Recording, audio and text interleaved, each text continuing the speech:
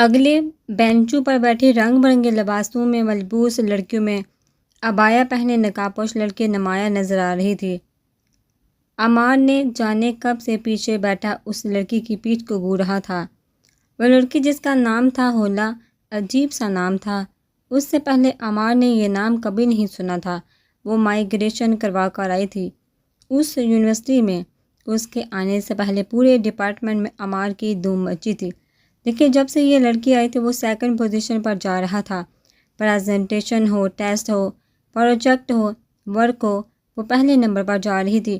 ویسے تو عمار کو پہلے کبھی اس سے کوئی فرق نہیں پڑتا تھا کہ وہ سیکنڈ آئی یا فرسٹ، لیکن جب ہر میدان میں ہولا آگے بڑھنے لگی تو نہ جانے کیوں اسے چڑ سی ہونے لگی۔ بہت بار کوشش کی لیکن آگے نکلنے میں اسے داندوں پسینہ آ رہا تھا۔ کبھی کبھی تو وہ سوچتا اسے یہی یونیورسٹی ملی تھی۔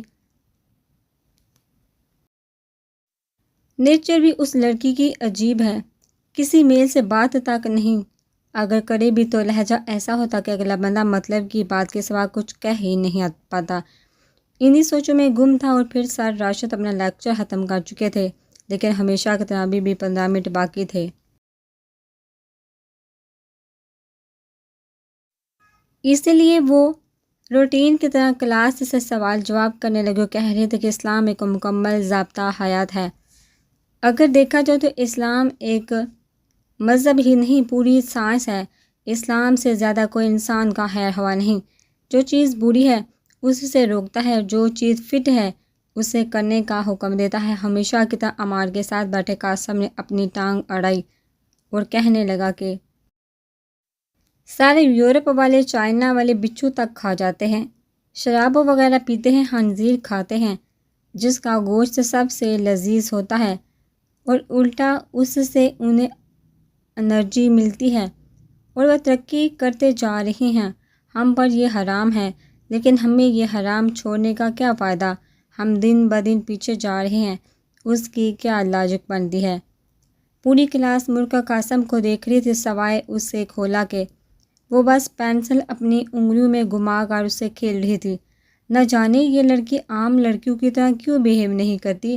عمار نے چڑ کر سوچا۔ سر راشد گلا کھنگار کر بولے، جہاں حکم اللہ اور اس کے نبی پاک صلی اللہ علیہ وآلہ وسلم آ جائے وہاں ہر بات، ہر لاجک ختم ہو جاتی ہے۔ لیکن سر میں قاسم نے اتنا کہا ہی تھا کہ سر راشد نے ٹوک کر کہا، میری بات پوری ہونے دیں مسٹر قاسم، اور پھر ایک لمبا سانس لے کر بولے، جیسے میں نے پہلے کہا اسلام نہ صرف ایک مذہب ہے بلکہ پوری سائنس ہے۔ میں صرف لاجک سے انسان کے حوالے سے آپ کے سوال کا جواب دیتا ہوں۔ مسٹر قاسم، آپ ایک کام کرنا، ایک بچھو کو پکڑ کر اس کے گرد دائرے میں آگ لگا دینا اور پھر مشاہدہ کرنا کہ وہ کیا کرتا ہے، اور مجھے بتانا یہ آپ کا ہوم ورک ہے۔ سر ابھی بتائیے، سسپینس کیوں پیدا کر رہے ہیں؟ پوری کلاس نے احتجاج شروع کر دیا۔ عمار کو بھی اس ٹاپک پر اتنی دلچسپی پیدا ہوئی کہ وہ باقی سب بھول کر سر راشد کو دیکھنے لگا۔ اوکے اوکے کہہ کر سر راشد گویا ہوئے، جب آپ ایسا کریں گے تو بچھو گھبرا کر بھاگ کر وہاں سے نکلنے کے لیے اپنا راستہ تلاش کرے گا، لیکن جب اسے راستہ نہیں ملے گا تو وہ مایوس ہو کر اپنے آپ کو ڈنگ مار کر خودکشی کر لے گا۔ اب مسٹر قاسم، آپ ریسرچ کر لیجیے گا اور نوٹ کیجیے گا، جہاں جس علاقے میں اور ملکوں میں بچھو سب سے زیادہ کھائے جاتے ہیں وہاں کا خودکشی ریٹ باقی ملکوں کی نسبت زیادہ ہے۔ اس بات پر سائنس بھی متفق ہے کہ انسان جو کھاتا ہے اس چیز کی فطرت اور اس کا اثر دونوں کھانے والے کے جسم میں ٹرانسفر ہوتی ہے۔ اب کون بتائے گا کہ پورک خنزیر کیوں حرام کیا؟ وجوہات کیا ہیں؟ عمار سوچنے لگا، لو بلا، سائنس کی کلاس میں اس کا ذکر کیوں آ گیا؟ لیکن اس ہولا کا ہاتھ بلند تھا۔ سر راشد نے مسکراتے ہوئے کہا، ایز آئی ایکسپیکٹڈ جی مس ہولا۔ ایک باوقار سی آواز کلاس میں گونجنے لگی، سر اس کی ایک وجہ نہیں کئی وجوہات ہیں۔ اس نے ہاتھ بلند کیا اور پہلی فنگر کھول کر کہا، نمبر 1، یہ چاند ان غلیظ ترین جانوروں میں شمار ہوتا ہے جو پیشاب اور پخانہ سمیت ہر چیز کھا جاتا ہے۔ نمبر 2، اس کے گوشت میں زہریلے مادے جذب کرنے کی صلاحیت عام گوشت سے کہیں زیادہ ہوتی ہے، اس لیے اس کا گوشت 30% سے زیادہ زہریلا ہوتا ہے۔ نمبر 3، اس کے اندر جنسی اشتہا بہت زیادہ ہوتی ہے۔ نمبر 4، یہ دنیا کا ایسا بے غیرت ترین جانور ہے جو جنسی تسکین کے نر یا مادے کا فرق نہیں دیکھتا۔ میرا خیال ہے اتنا کافی ہے، اس سب کے باوجود کوئی یہ لذیذ ترین گوشت کھانا چاہے تو کھا سکتا ہے۔ واضح ترین قسم پر طنز کرتے ہوئے وہ بیٹھ گئی تھی۔ پوری کلاس میں سنسنی و خاموشی پھیلی تھی۔ باتیں ایسی تھی کہ سب اس میں کھو کر پلکیں جھپکانا بھول چکے تھے۔ اپنی اوپر طنز کا سن کر قاسم میر پہلو میں بیٹھا پیچوتاب کھانے لگا اور دھیمی آواز میں غصے میں بولا، چھوڑوں گا نہیں اس کو۔ اتنے میں سر راشد کی آواز گونجنے لگی، ویل ڈن مس ہولا، آپ نے کمال کر دیا۔ تو اب اگر آپ لوگ نوٹ کریں، جہاں یہ سب سے زیادہ کھایا جاتا ہے وہاں بے حیائی، جنسی بے روی اور ہم جنس پرستی عروج پر تھی۔ عروج پر ہے۔ اتنا ہی کہا تھا کہ پیریڈ کا وقت ختم ہو گیا اور سر راشد باہر چلے گئے۔ ساری کلاس نے بھی باہر کا رخ کیا۔ یہ آخری پیریڈ تھا۔ عمار پھر سوچنے لگا کہ یہ ہولا چیز کیا ہے، اس کے پاس اتنا نالج کہاں سے آتا ہے۔ اتنے میں کسی کلاس فیلو نے کمنٹ پاس کیا، لاہور میں کھوتے تھے۔ اتنا کہہ کر وہ تو چپ ہو گیا، لیکن کہکو سے راہداری گونج اٹھی۔ قاسم دانت پیستے ہوئے کہنے لگا، چھوڑوں گا نہیں اس ہولا کی بچی کو۔ عمار نے اسے کہا، چھوڑ جار ہوتا رہتا ہے، مگر قاسم نے کوئی جواب نہیں دیا۔ عمار کو حسد ہونے لگا تھا ہولا سے۔ وہ اسے پیچھے چھوڑنے کے طریقوں پر غور کرنے لگا۔ وہ بس چاہتا تھا کسی طریقے سے اس لڑکی پر بھی کمنٹ پاس ہو، اس پر بھی کلاس ہنسے۔ یہ سوچ ہی عمار کے سینے میں ٹھنڈک سے پیدا کر رہی تھی۔ کچھ دنوں بعد شاید عمار کو موقع مل گیا ایک اسائنمنٹ پر ڈسکشن کے لیے۔ جب وہ سر راشد کے دفتر کے باہر پہنچا تو اسے اندر سے باتوں کی آواز آئی اور وہ درد بڑی ہولا کی آواز سن کر حیران رہ گیا۔ ہولا کہہ رہی تھی، سر میں یہ ذلت برداشت نہیں کر سکوں گی اور کچھ الٹا سیدھا کر لوں گی۔ آپ نے پہلے آپ کو انفارم کرنا بہتر سمجھا تاکہ آپ کو بعد میں گلہ نہ ہو۔ اس سے پہلے وہ کچھ اور بولتی، عمار ایکسائٹمنٹ میں اتنا کھویا کہ اسے پتہ ہی نہ چلا کب اس کے زور سے دروازہ کھل گیا۔ اندر ہولا دروازے کی طرف پیٹ کیے سر راشد کی طرف منہ کیے بیٹھی۔ دروازہ کھلنے کی آواز پر وہ چونکی اور فوراً نقاب کا اتنی تیزی دکھائی کہ عمار اس کے چہرے کی ایک جھلک بھی نہ دیکھ سکا۔ وہ حیرانگی سے ششدر رہ گیا۔ جو لڑکی میل سے بات کرنا گوارا نہیں کرتی تھی، وہ سر راشد کے سامنے بے نقاب بیٹھی تھی۔ کیا رشتہ تھا، کیا پیار نہیں؟ سر راشد کی عمر تو بہت زیادہ ہے۔ وہ پریشان کیوں تھی؟ اس کی آواز میں اتنا درد کیوں تھا؟ یہ سب خیال ایک سیکنڈ میں عمار کے ذہن میں آئے، لیکن پھر سر راشد کی تلخی کی آواز اسے ہوش میں لے آئی۔ تمہیں تمیز نہیں اندر آنے کی؟ یہ کیا طریقہ ہے؟ ریئلی سوری سر، دستک دینی تھی مگر غلطی سے دروازہ اوپن ہو گیا۔ عمار نے گڑبڑا کر سر ہوتے سر راشد کے چہرے کو دیکھ کر کہا۔ اتنے میں ہولا کرسی دھکیلتی ہوئی کھڑی ہوگی اور کہنے لگی، اوکے سر میں چلتی ہوں، جو کہنا تھا کہہ دیا۔ اتنا کہہ کر وہ آفس سے باہر چلی گئی۔ جی فرمائیے، سر راشد کے لہجے میں ابھی بھی تلخی باقی تھی۔ سر وہ ایک اسائنمنٹ کے بارے میں ڈسکشن کرنا تھا۔ یہ کہہ کر عمار اسائنمنٹ کے پوائنٹس کو ڈسکس کرنے لگا، لیکن اس کا ذہن بدستور انہی الجھنوں میں الجھا تھا کہ ہولا اور وہ بھی بے نقاب سر راشد کے سامنے کیوں بیٹھی تھی۔ وہ کیسی وارننگ دے رہی تھی؟ اس کے لہجے میں غم کیوں تھا؟ ڈسکشن کے بعد وہ آفس سے نکلا اور کینٹین کی طرف چلنے لگا۔ بہت سوچنے کے بعد بھی وہ اس گتھی کو سلجھا نہ سکا۔ کینٹین سے باہر سیڑھی پر قاسم اور جواد بیٹھے تھے۔ عمار بھی ان کے پاس بیٹھا تھا کہ ہولا اپنی سہیلی رمشا کے ساتھ آتی دکھائی دی۔ اسے دیکھا قاسم پرجوش ہو گیا اور جواد کو کہنے لگا، جلدی ویڈیو بنانا شروع کر، ایک فنی کلپ تیرے ہاتھ آنے والا ہے۔ جواد نے جلد سے کیمرہ آن کیا اور ویڈیو بنانے لگا۔ جیسے ہولا پاس سے گزر کر اندر جانے لگی، قاسم نے فوراً اپنی ٹانگ آگے کر دی۔ مقصد یہی تھا کہ ہولا الجھ کر گر جائے۔ ایک لمحے کو تو لگا جیسے ایسا ہونے والا ہے، کیونکہ ہولا رمشا سے باتیں کرنے میں مصروف تھی۔ لیکن جیسے ہی قاسم نے اپنی ٹانگ آگے کی تو عمار کی نظر ہولا کے پاؤں پر مرکوز تھی۔ ایک سیکنڈ کے کچھ ہی لمحے میں اس نے پاؤں کو اٹھتے دیکھا اور وہ تھوڑا سا ٹانگ کے اوپر سے آگے ذرا ہی تھا کہ فوراً واپس ہوا، جیسے دانستہ واپس لایا گیا ہو، اور پاؤں میں موجود جوتے کی ہیل قاسم کی پنڈلی پر آ کے ٹکی، اور عمار نے واضح دیکھا کہ اس پاؤں پر واضح دباؤ ڈالا گیا اور ہیل قاسم کی پنڈلی کے گوشت میں گڑ سی گئی۔ قاسم نے طلب کا پاؤں پیچھے کھینچا، لیکن جو ہونا تھا وہ ہو چکا۔ پنڈلی پر واضح نیل پڑ چکا تھا اور کچھ بوندیں ہونٹ کی نظر آ رہی تھی۔ تکلیف کی شدت سے قاسم نے ہونٹ پینچ لیے۔ او ویری ویری سوری، میں نے دیکھا نہیں، ایک شان بے نیازی سے کہتی ہوئی وہ آگے چلے گی۔ قاسم اٹھا اور چلنے کی کوشش کی، لیکن ہڈی پر نیل کا اتنا دباؤ پڑا تھا کہ قاسم مشکل سے لنگڑا کر چل رہا تھا۔ عمار نے اسے سہارا دیا تو اس نے قاسم کو کہتے سنا، اب بس بہت ہو گیا، اور ایک گالی دے کر کہنے لگا، اب اس کا میں وہ حشر کروں گا کہ اس کی نسلیں تک عبرت پکڑیں گی۔ عمار جانتا تھا قاسم ایک امیر گھرانے کا بگڑا لڑکا ہے اور لوت کریکٹر کا مالک ہے۔ عمار نے بات رفع دفع کرنے کی حد تک کہا، چھوڑنا یار، یہ مصیبت بھی تم نے خود مول لی ہے، مگر قاسم نے ہاتھ جھٹکتے ہوئے کہا، بس چپ کر، تجھے بھی اس سے پریشانی ہے، تمہاری جگہ وہ لیتی جا رہی ہے۔ عمار نے ہنس کر کہا، ایسا تو چلتا رہتا ہے، مگر قاسم نے کوئی جواب نہ دیا۔ وہ نہ جانے کس سوچ میں گم تھا۔ عمار کو حولا کی عافیت خطرے میں نظر آنے لگی، کیونکہ وہ قاسم کو اچھی طریقے سے جانتا تھا۔ کبھی کبھی انسان پر ایسی کیفیت طاری ہوتی ہے کہ کچھ کرنے کو دل نہیں کرتا، بس اکیلے رہنے کا دل کرتا ہے، بس لیٹا رہے، کوئی نہ بلائے، کوئی نہ چھیڑے، ایک بلا وجہ سی اداسی چھا جاتی ہے۔ آج کل عمر پر بھی ایسی ہی کیفیت طاری تھی۔ ایک عام سے کمرے میں، جیسے عام طور پر مڈل کلاس طبقے کے ہوتے ہیں، وہ چارپائی پہ لیٹا تھا۔ دل پر انجانا سا بوجھ تھا، وہ کوشش کے بعد بھی وہ اس کیفیت سے نکل نہیں پایا تھا۔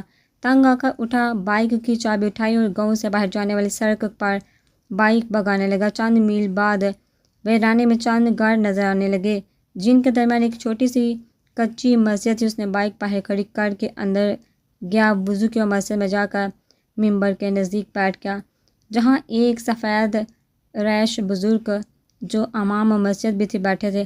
السلام علیکم بابا، عمر نے سلام کیا۔ بابا نے سر اٹھا کر عمر کو دیکھا۔ السلام علیکم بابا، عمر نے سلام کیا۔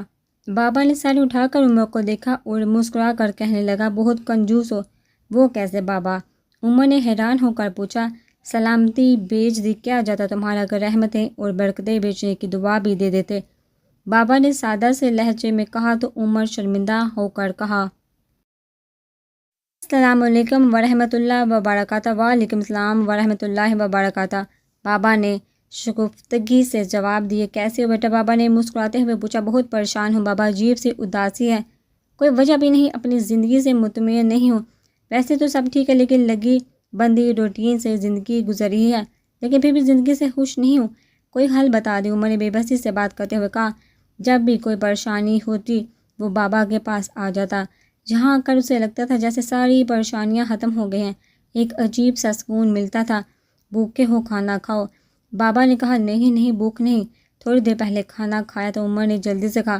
بیٹا تمہاری روح بھوکی ہے، اسے کھانا کھلاؤ، بابا نے مسکراتے ہوئے کہا۔ روح بھی بھوکی ہوتی ہے؟ عمر کو حیرت یہاں ہوتی ہے، اب یہ بندے کی مرضی کہ وہ اس کا پیٹ کیسے بھرتا ہے۔ ذکر، ایمانداری، حلال روزی اور ہر نیکی سے روح کی صحت اچھی ہوتی ہے، اور ہر گناہ سے روح کی صحت بگڑتی چلی جاتی ہے، لیکن پیٹ دونوں غذاؤں سے بھر جاتا ہے۔ روح کا بابا تھے تو سادہ سے، لیکن باتیں بہت گہری کرتے تھے۔ بابا میں ولی بننا چاہتا ہوں، عمر نے حسرت سے کہا۔ اور یہ تو بہت آسان ہے، بابا نے ہنس کر کہا۔ وہ کیسے بابا؟ اتنا آسان ہوتا تو ہر کوئی نہ بن جاتا، عمر نے حیرانگی سے کہا۔ سب کو میں پسند ہوتی ہے، اس لیے سب نہیں بن پاتے، بس میں مار دو بن گئے ولی، بابا نے مسکراتے ہوئے کہا۔ لیکن یہ میں کیسے مارے؟ عمر نے دلچسپی سے پوچھا۔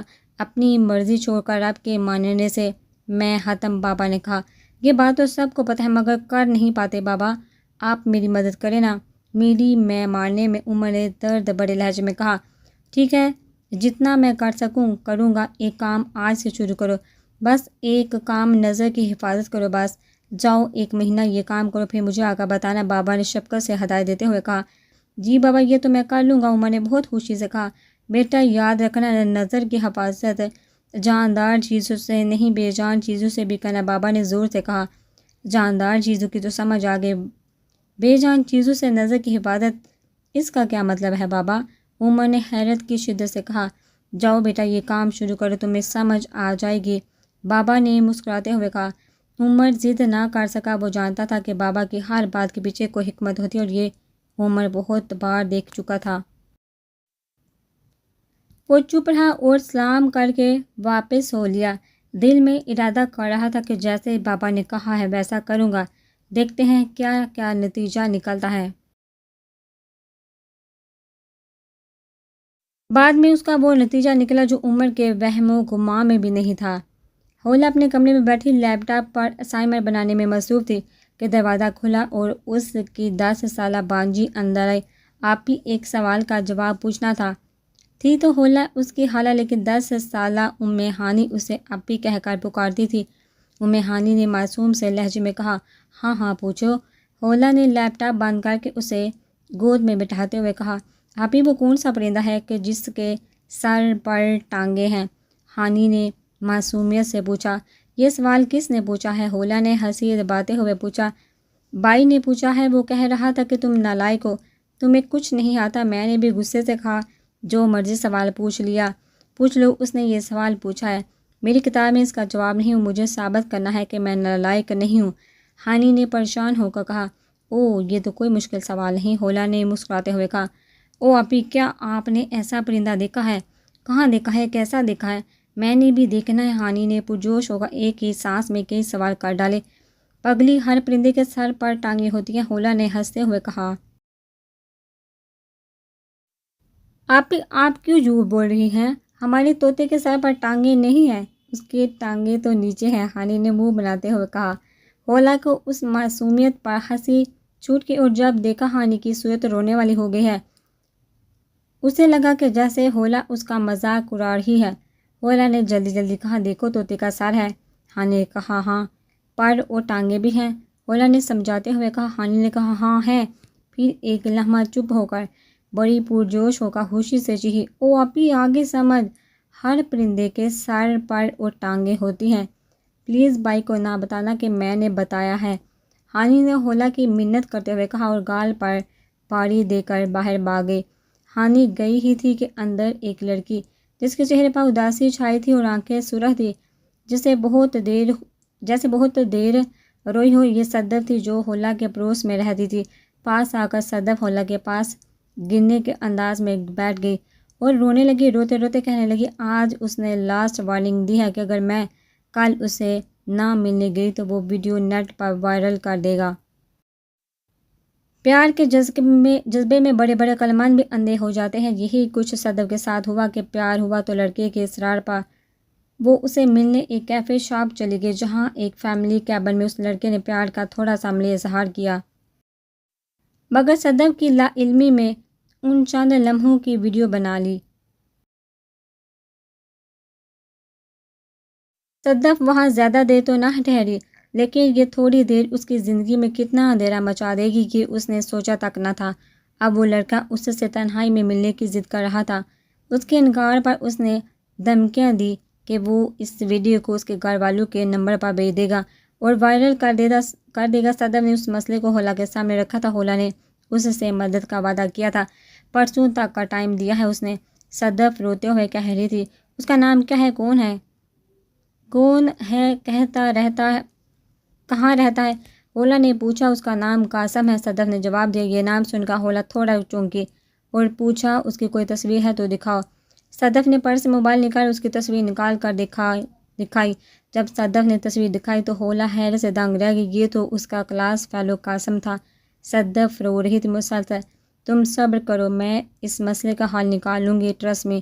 ہولا نے قاسم کی تصویر کو گھورتے ہوئے کہا، وہ ویڈیو وائرل کر دے گا، میرے پاس صرف پرسوں تک کا وقت ہے، اگر ایسا ہوا نا تو پرسوں ہی میری لاش ملے گی، خودکشی کر لوں گی میں۔ صدف نے روتے ہوئے کہا، ایسا موقع ہی نہیں آئے گا۔ ہولا نے پر اعتماد لہجے میں کہا، میری زندگی اور عزت دونوں تمہارے ہاتھ میں ہے، میں اور کسی سے یہ شیئر نہیں کر سکتی، صدف نے اٹھتے ہوئے کہا اور کمرے سے چلی گئی۔ ہولا سوچ میں ڈوب گئی، اسے اپنا روپ بدلنا پڑے گا، اسے اسی روپ میں آنا ہوگا جس روپ میں نانے کی اس نے اپنے والد کو یقین دہانی کروائی تھی۔ مگر سوال تھا کسی کی عزت کا، کسی کی زندگی کا۔ وہ الجھ رہی تھی خود سے۔ آخر اس نے اپنے اصلی روپ میں آنے کا ارادہ کر لیا۔ اس کا جسم تن گیا اور چہرے کے عضلات سخت ہو گئے تھے۔ ہے عجیب چیز یہ شرافت بھی، اس میں شر بھی ہے اور آفت بھی۔ دونوں بچے گتھم گتھا تھے، ایک کے ہونٹوں سے خون بہہ رہا تھا جبکہ دوسرا اسے آرام سے پیٹ رہا تھا۔ عمر میں واضح فرق نظر آ رہا تھا۔ حیرت کی بات تو یہ تھی کہ مار کھانے والا چھوٹا بچہ بری حالت میں ہونے کے باوجود بڑھ چڑھ کر مارنے کی کوشش کر رہا تھا، لیکن جتنا آگے بڑھتا اتنا ہی اسے مار پڑ رہی تھی۔ آس پاس 3 بچے کھڑے تھے جو اس کی پٹائی پر ہنس رہے تھے۔ جب کبھی مار کھاتے کھاتے وہ بچہ ان کے پاس آتا، 1-2 لات غصہ مار کر وہ بچے بھی اپنا حصہ ڈال رہے تھے۔ اسکول کے باہر گیٹ پر وہ اس کھیل میں اتنا مصروف تھے کہ انہیں پتہ ہی نہیں چلا کب ایک ٹیچر ان تک پہنچ گیا۔ پلا یہ تو حیدر ہے، ٹیچر نے بھاگ کر پٹنے والے بچے کو پکڑا اور غصے سے آگ بگولا ہو کر 2-2 3-3 وہاں کھڑے مارنے والوں کو لگا دی۔ ظالموں، کیا حال کر دیا اس کا، اف خدائے، اس کا باپ نہیں چھوڑے گا تم سب کو، سر عارف نے ان بچوں پر چیختے ہوئے کہا۔ حیدر نہ صرف کلاس کا سب سے لائق بچہ تھا بلکہ اس کے والد بھی شہر کے مشہور تاجر تھے جن کے اٹھنا بیٹھنا تھا ہی بیوروکریٹس اور سیاست دانوں میں۔ اسکول میں اچھی خاصی فنڈنگ انہی کی طرف سے ہوتی تھی۔ چلو بیٹا میں تمہیں چھوڑ دیتا ہوں، تمہارا ڈرائیور نہیں آیا آج، سر عارف نے پریشان ہو کر حیدر سے کہا۔ پتہ نہیں کیوں آج وہ لیٹ ہو گیا ہے سر، حیدر کو بولتے ہوئے بھی تکلیف ہو رہی تھی۔ چلو آؤ بیٹا یہاں سے چلو۔ سر عارف تھوڑا آگے چلا تو حیدر اپنی بکس اور بیگ سمیٹنے لگے تو اسے کمال کی طنز بڑی آواز سنائی دی۔ اپنے اندر تو اتنی ہمت ہے نہیں، ہمیشہ باپ کے سر پر ہی اڑتا ہے۔ یہ سن کر حیدر کے اندر ایک طیش کی لہر اٹھی، مگر بڑی مشکل سے اس نے خود کو قابو کیا اور کمال وہی لڑکا جس سے مار کھا رہا تھا اس کی آنکھوں میں آنکھیں ڈال کر حیدر بولا۔ میری ہمت بھی تجھے پتہ چل جائے گی، یہ کہہ کر اس نے کلائی میں پہنی گھڑی اتار کر سڑک پر دے ماری اور پھر گھڑی اٹھا کر کمال محتب ہوا۔ یہ دیکھ وقت یہاں رک گیا۔ کسی دن میں اسی وقت اکیلا یہاں آؤں گا، تم اپنے ان کتوں کو بھی لے آنا، پھر دیکھیں گے کس میں کتنی ہمت ہے، حیدر نے کمال کی آنکھوں میں آنکھیں ڈال کر کہا۔ وہ بچہ چھوٹا تھا مگر اس کا لہجہ پتھر کی طرح سا تھا۔ کمال نے حیرت سے اس کی طرف دیکھا۔ حیران تو وہ پہلے ہی تھا، یہ کیسا بچہ ہے جو مار کھا کر بھی رونے کی بجائے آگے بڑھ کر پھر گلے پڑ جاتا ہے۔ کمال حیدر کو سر عارف کے ساتھ جاتا حیرانگی سے دیکھ رہا تھا۔ کہنے کو تو عمر نے بابا جی کہہ دیا تھا کہ یہ تو بہت آسان کام ہے، مگر اب اس کو بہت مشکل ہو رہی تھی۔ کہاں تک نظر کی حفاظت کرتا، ہر جگہ تو وہ صنف نازک موجود تھی۔ وہ بس میں سفر کر رہا تھا اور بس میں رش بھی بہت تھا۔ سیٹ نہ ملنے کی وجہ سے وہ ڈرائیور والی جگہ سے تھوڑا پیچھے کھڑا تھا۔ ڈرائیور سے پیچھے والی سیٹ پر ایک لڑکی بیٹھی تھی جس کے طور اتوار سے لگ رہا تھا کہ وہ دیہات سے شہر پڑھنے آئی ہوئی ہے۔ رش اتنا تھے کہ سب کھڑے مسافر بھی ایک دوسرے میں گھسے جا رہے تھے۔ عمر کے آگے ایک ماڈرن سا کوئی منجلا کھڑا تھا، کانوں میں ہینڈ فری، لمبے سٹائلش بال والا لڑکا لڑکی کی سیٹ کے قریب ہی کھڑا تھا۔ عمر کی ایک نظر ہی پڑی تھی اس لڑکی پر، لیکن وہ دل میں اعتراف کرنے پر مجبور ہو گیا کہ لڑکی واقعی بہت خوبصورت ہے۔ غالباً گاؤں کی دودھ مکھن کی رنگت اس کے گالوں سے ابھر رہی تھی۔ ایک نظر پڑتے ہی عمر نے فوراً نظریں جھکا لی، لیکن ایک ہی نظر میں جو مشاہدہ ہوا وہ دل میں سما گیا۔ اب عمر نظریں اپنے پاؤں پر جمائے کھڑا تھا۔ بس والا بھی کوئی گاگ ڈرائیور معلوم ہوتا تھا، ایسے بس لہرا کر کراسنگ کر رہا تھا جیسے کسی سے ریس لگی ہو۔ بس اب کافی دیر سے ہموار سڑک پر گامزن تھی۔ اچانک چٹاک چٹاک کی 2 گونجدار آوازوں سے بس گونج اٹھی۔ آواز اتنی زیادہ تھی کہ بس کی آخری سیٹوں پر بیٹھے مسافر بھی اٹھ کر دیکھنے لگے۔ آوازیں عمر کے اتنے قریب سے آئی تھی کہ عمر اچھل سا گیا۔ گھبرا کر اوپر دیکھا تو وہ لڑکی اپنی سیٹ سے اٹھ کر کھڑی تھی اور اس کا چہرہ لال ببوکا ہو رہا تھا۔ دونوں ہاتھ کمر پر رکھ کر اس کی غضبناک نظریں اس لڑکے پر تھی جو عمر سے آگے کھڑا تھا، اور وہ لڑکا دونوں ہاتھ گالوں پر رکھے خوف زدہ اور حیرت زدہ سا اس لڑکی کی طرف دیکھ رہا تھا۔ غالباً یہ غصے کی شدت تھی کہ لڑکی اردو بولنا بھول گئی تھی اور اپنی مادری زبان میں وہ سنانا شروع ہو گئی جو اس لڑکے نے کبھی خواب میں بھی نہیں سنی ہوگی۔ وے بغیرتا تنوں شرم نہیں آمدی، 1 واری ہاتھ لگا، 2 واری لگا، 3 واری لگا، میں اپنی جا تو پڑی بھی ہوئی کہ خون تیرا ہاتھ نہ لگے، تینوں پھر سمجھ نائی کہ سمجھا سی تو، میں چپ کر کے بہ کے برداشت کر دی روانگی کوئی اپنے خاندان دی سمجھیا سی مینوں میں تیرا او خوشر کر دینا ہے تیرے کول بے بھی نہیں ہونا۔ وہ لڑکا ششدر کھڑا نظریں جھکا کر کھڑا رہا اور پوری بس یہ تماشا دیکھ رہی تھی۔ اس کے بعد لعنت طعنت شروع ہو گئی تو وہ تو شکر ہے کنڈکٹر نے بس رکوا کر اس لڑکے کو اتار دیا ورنہ شاید سب موقع غنیمت جان کا اس پر پل بڑھتے۔ یہ واقعہ اتنی تیزی سے ہوا تھا کہ عمر اپنا ارادہ اور بابا سے کیا معاہدہ بھول گیا تھا اور بے ساختگی سے لڑکی کی طرف دیکھتا رہا جو اب ایسے آرام سے اپنی سیٹ پر بیٹھی تھی جیسے کچھ ہوا ہی نہ ہو۔ چند ثانیے بعد عمر کو یاد آیا کہ اس نے کیا کرنا تھا اور کیا کر رہا ہے۔ فوراً عمر نے اپنی نظریں جھکا لی۔ تھوڑی ہی دیر میں بس اڈے پر پہنچ چکی تھی۔ عمر سے پہلے وہ لڑکی اتری۔ جب عمر اتر کر روڈ کراس کرنے لگا تو پیچھے سے اس لڑکی نے آ کر مخاطب کیا، اتنا شریف بھی نہ بنو کہ دنیا میں موجود بدمعاش بھی نظر نہ آئیں۔ عمر نے پیچھے مڑ کر دیکھا اور منمنائے، آپ کیا کہہ رہی ہیں؟ وہ لڑکی دھیرے سے مسکرائی اور کہنے لگی، ایک لڑکی حیا سے سمٹی بھی رہی تب بھی اس کی چھٹی حص ہر طرف دیکھ لیتی ہے، وہ ہر نظر کی پہچان کر لیتی ہے، کون کس نظر سے دیکھ رہا ہے۔ یہ کہہ کر لڑکی آگے بڑھ گئی۔ عمر اس کی باتوں پر غور کرنے لگا اور پھر اپنے آپ کو کوسنے لگا کیونکہ بات کرتے وقت اس کی نظریں بھی لڑکی پر تھی، حالانکہ وہ نظریں جھکا کر بھی بات کر سکتا تھا۔ جو بہت آسان سمجھا تھا وہ کام کافی مشکل لگ رہا تھا۔ برسوں کی عادت کہاں ایک دن میں چھوٹتی ہے۔ سر راشد کا لیکچر دینے کا انداز سب سے الگ تھا۔ وہ ہمیشہ لیکچر کے آخری 10-15 منٹ بچا کر مختلف موضوعات پر بات کرتے تھے۔ آج بھی وہ لیکچر کے آخر میں سیرت نبی پاک صلی اللہ علیہ وآلہ وسلم کے موضوع پر بات کرتے ہوئے کہہ رہے تھے، ہمارے نبی پاک صلی اللہ علیہ وآلہ وسلم قیامت تک کے رہبر اور رہنما ہیں۔ انہوں نے جب اتنی بات کی تو قاسم اپنی جگہ سے اٹھ کر کھڑا ہو گیا۔ اس کا تعلق لبرل اور میرا جسم میری مرضی والے نظریات رکھنے والے گروپ سے تھا۔ اسے ہمیشہ ہی ایسے موضوعات سے چڑ تھی۔ سر راشد نے قاسم کی طرف دیکھا، وہ پوچھا، بولو کیا بات ہے؟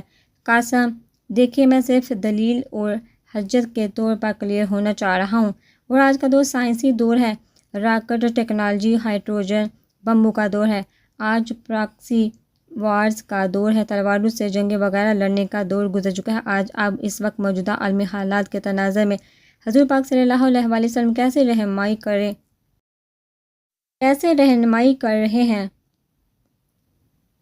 کیا ہدایت دے رہے ہیں؟ قاسم چالاک تھا، بات بھی اس انداز سے کی کہ اسے گستاخ بھی نہ سمجھا جائے اور اعتراض بھی ہو جائے۔ اس کی بات سن کر ساری کلاس میں خاموشی چھا گئی اور اس بار تو ہولا نے بھی مڑ کر قاسم کی طرف دیکھا، مگر عمار نے اس کی آنکھوں میں دیکھا تو اسے عجیب سا احساس ہوا۔ قاسم کی طرف دیکھتے ہوئے ہولا کی نظروں میں عجیب سی کیفیت اور چمک تھی، جیسے شکار کی طرف بڑھتے درندے کی آنکھوں میں چمک ہوتی ہے۔ سر راشد بھی کچھ لمحوں کے لیے چپ ہو گئے۔ پوری کلاس کی نظریں اب سر راشد پر تھی۔ کیا کوئی ہے جو قاسم کی بات کا جواب دے سکے؟ سر راشد نے استفسار کرتے ہوئے پوچھا، لیکن کلاس میں سب خاموش تھے۔ غالباً رٹے رٹائے جواب تو سب دے سکتے تھے، مگر دلیل کے ساتھ موجودہ عالمی حالات کے مد نظر حضور پاک صلی اللہ علیہ وآلہ وسلم کیسے رہبری کر رہے ہیں، اس کا جواب چند لوگ ہی دے سکتے ہیں۔ ساری کلاس پر خاموشی چھائی تھی۔ سوال بھی ایسا تھا جس کا مسلمان ہو کر بھی جواب نہ دینے پر شرمندگی واجب تھی۔ قصور ہمارا ہے، آج کے نوجوانوں کو فرصت ہی نہیں ان چیزوں کے بارے میں تحقیق کرے۔ خیر، میں آپ کے سوال کا جواب دیتا ہوں مسٹر قاسم۔ سر راشد نے ایک لمحے کے لیے خاموش ہوئے، پھر کہنے لگے، آپ نے کہا کہ موجودہ عالمی حالات کے پیش نظر سائنسی اور ٹیکنالوجی دور میں حضور پاک صلی اللہ علیہ وآلہ وسلم ہماری رہنمائی کیسے کر رہے ہیں؟ تو سنیے، وہ آج بھی رہبری کر رہے ہیں، مگر ان کی جو رہبری چاہتے ہیں۔ آج کے موجودہ عالمی حالات کیسے ہیں؟ مصر، عراق، شام، ایران، سعودیہ، افغانستان وغیرہ میں جنگی حالات ہیں، لاکھوں مسلمان مارے جا رہے ہیں۔ تو مسٹر قاسم، ہمارے نبی پاک صلی اللہ علیہ وآلہ وسلم نے یہ سب پہلے ہی بتا دیا تھا۔ آپ صلی اللہ علیہ وآلہ وسلم نے فرمایا، مصر میں جب خرابی پیدا ہو جائے گی تو پورے جزیرہ عرب میں خرابی شروع ہو جائے گی۔ ایک اور جگہ ارشاد فرمایا، جب مصر میں پیلے جھنڈے نمودار ہو جائیں تو شام والوں کو چاہیے کہ زمین دوز سرنگیں بنا لے۔ 2010 میں مصر میں پیلے جھنڈے نمودار ہونا شروع ہوئے، جو وہاں کی عوام ہاتھوں میں لے کر سڑکوں پر آ گئی اور مغرب کی جمہوریت لانے کا مطالبہ کرنے لگی۔ احتجاج اتنا بڑھ گیا کہ حکومت گرا دی گئی، جمہوریت آ گئی۔ اس کے بعد پورے عرب میں انقلاب آنا شروع ہو گئے۔ کرنل قذافی جیسا طاقتور شخص بھی ان سے نہ بچ سکا، اور اس کا نتیجہ یہ نکل رہا کہ آج نبی پاک صلی اللہ علیہ وسلم کے ملک سعودیہ میں نائٹ کلب کا افتتاح ایک فحاشہ تلاوت قرآن پاک سے کرتی ہے۔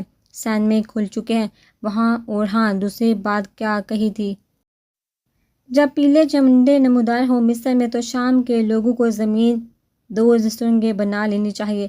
سر راشد جذباتی ہو گئے تھے، ان کی آواز بتدریج بلند ہوتی جا رہی تھی۔ جائیے اٹھا کر اپنا قبلہ جس کو مانا ہے، اقوام متحدہ کے ورلڈ ہیلتھ آرگنائزیشن کے سائٹ پر جا کر سرچ کریں فضائی بمباری سے کیسے بچا جا سکتا ہے، تو وہ وہی کہیں گے جو 1400 سال پہلے نبی پاک صلی اللہ علیہ وسلم نے کہا تھا، زمین دوز تہخانے یا سرنگیں۔ مصر میں جب یہ پیلے جھنڈے نکلے تو ٹھیک اس سے ایک سال بعد شام پر فضائی بمباری شروع ہو گئی تھی۔ کبھی امریکہ، کبھی روس، کبھی بشار الاسد، کبھی ایران، تو کبھی کسی ملک کا جہاز آتا۔ بمباری کے نتیجے میں لاکھوں مسلمان جان سے جا چکے تھے، مگر یہ بات ہمارے رہبر بتا چکے تھے، اور کیا کرنا ہے وہ بھی بتا چکے تھے۔ مزید بتاؤں تو سنو، نبی پاک صلی اللہ علیہ وسلم نے فرمایا، مفہوم ہے قیامت اس وقت تک قائم نہیں ہوگی جب تک دریا فرات کے کنارے سونے کا پہاڑ نمودار نہ ہو جائے۔ پھر لوگ اس پر آپس میں اس قدر لڑیں گے کہ 100 میں سے 99 آدمی اس لڑائی میں مارے جائیں گے۔ اگر تم ایسے حالات کو پالو تو ان لڑنے والوں میں سے نہ ہو جانا۔ سن رہی ہو، سر راشد جذباتیت کی انتہا پر پہنچ چکے تھے۔ جاؤ ابھی جا کر گوگل پر سرچ کر کے دیکھو، بلیک گولڈ کسے کہتے ہیں۔ تیل کو آج بلیک گولڈ کہا جاتا ہے کیونکہ سونے کی طرح اس کی ویلیو بھی مستحکم ہے۔ عراق، شام اور ترکی کے جتنے بھی تیل کے ذخائر ہیں وہ سارے دریا فرات کے آس پاس ہیں، اور 1912 میں یہاں تیل دریافت ہوا تھا۔ اس کے بعد سے آج ابھی تک وہاں جنگ چل رہی ہے۔ بظاہر جو بھی مقاصد ہو، لیکن پس پردہ یہی خزانہ حاصل کرنا مقصد ہے۔ چاہے لاکھوں لوگ مارے جا چکے ہیں اور مارے جا رہے ہیں، مگر ان حالات میں کیا کرنا وہ حضور پاک صلی اللہ علیہ وسلم بتا رہے ہیں۔ آج بھی تم تو آج کے حالات کے بارے بات کر رہے ہو، قیامت تک وہ ہر دور کے بارے میں ہدایت موجود ہے ان کی، مگر ان کے لیے جو یہ لینا چاہتے ہیں۔ میں نے صرف ایک حوالے سے مثال دی ہے، ورنہ یہ موضوع کھل تو سارے حیران ہو جائیں کہ کیسے وہ رہبر آج بھی رہبری کر رہے ہیں۔ جوش سے سر راشد کا چہرہ سرخ ہو چکا تھا۔ پیریڈ کا وقت کب کا ختم ہو چکا تھا۔ پوری کلاس ایسے سن بیٹھی تھی جیسے سانس بھی نہ لے رہا کوئی۔ سر راشد نے فائلز اٹھائی اور جلدی سے باہر چلے گئے۔ عمار بھی آج کی باتیں سن کر حیرت کے سمندر میں گم تھا۔ اف اللہ، بالکل پرفیکٹ کہا، جیسا کہا تھا ویسے ہی ہو رہا ہے۔ آج صحیح معنیوں میں اسے حضرت محمد صلی اللہ علیہ وسلم کی رہبری سمجھ میں آئی تھی۔ اس نے تو اس طرح سے کبھی نہیں سوچا تھا۔ آج اس کے دل میں مانا، بے شک نبی پاک صلی اللہ علیہ وسلم قیامت تک کے نبی ہے۔ پتہ نہیں اتنے کیسے اور رموز سے جس سے وہ ہی نہیں اکثر مسلمان ناواقف تھے۔ لگ بھگ ساری کلاس ہی اس طرح کے سوچوں میں گم تھی۔ خان غصے سے پاگل ہوا جا رہا تھا۔ کس نے اس کے اکلوتے 11 سالہ بیٹے حیدر کا مار مار کتنا برا حال کر دیا؟ تڑپ کر بار بار وہ حیدر سے پوچھے تھے، بتا یہ کس نے کیا ہے؟ ان کی کھال کھینچ لوں گا، مگر حیدر چپ تھا۔ اس کے چہرے اور ماتھے پر پٹیاں لگی ہوئی تھیں، مگر ہونٹوں پر چپ۔ میں کل اسکول جا کر سارے اسکول کی ایسی کی تیسی کر دوں گا۔ اسد اللہ خان غصے سے گرج رہے تھے۔ آپ ایسا کچھ نہیں کریں گے۔ آخر حیدر نے اپنی زبان کھولی۔ خان نے حیدر کی طرف حیرت سے دیکھا اور پوچھا، کیوں؟ آپ کب تک میری اور اس سے مدد کرتے رہیں گے؟ آپ مدد کریں گے لیکن اس کا مجھے کوئی فائدہ نہیں۔ خان حیرت اور پریشانی سے حیدر کا چہرہ دیکھ رہا تھا اور سوچ رہا تھا کہیں اس کا دماغ تو نہیں چل گیا۔ آج سے پہلے اس طرح حیدر نے کبھی بات نہیں کی تھی۔ کیا مطلب ہے تمہارا؟ خان نے پوچھا، اگر آپ میری مدد کرنا چاہتے ہیں تو پھر ایسے ہی مدد کریں کہ پھر مجھے کسی کی مدد کی ضرورت نہ پڑے۔ مجھے اس قابل بنائیں کہ مجھے کسی کی مدد کی ضرورت نہ پڑے۔ مجھے مارشل آرٹ سکھائیں، مجھے ایسی بھٹی میں ڈالیں جہاں سے کندن بن کر نکلو۔ حیدر اتنی سنجیدگی سے کہا جس کی توقع ایک بچے سے نہیں کی جا سکتی۔ حیدر کی بات سن کر خان کا سینہ خوشی سے پھول گیا۔ یہ توہان مانتا تھا حیدر کی شکل میں اللہ تعالیٰ نے اسے بہت بڑی نعمت سے نوازا ہے۔ آئے دن اس کی کوئی نئی بات خوبی سامنے آتی تھی۔ او زندہ رہ میرا شیدہ، دل خوش کی تائے تو، دیکھ اب تیرا باپ تیری ایسی مدد کرے گا کہ پھر میرے بیٹے تجھے مدد کی ضرورت نہیں پڑے گی۔ ہاں نے وفور جذبات سے حیدر کو اپنے گلے لگاتے ہوئے کہا۔ عمر کو کافی مشکلوں کے بعد اب آسانی ہونے لگی تھی۔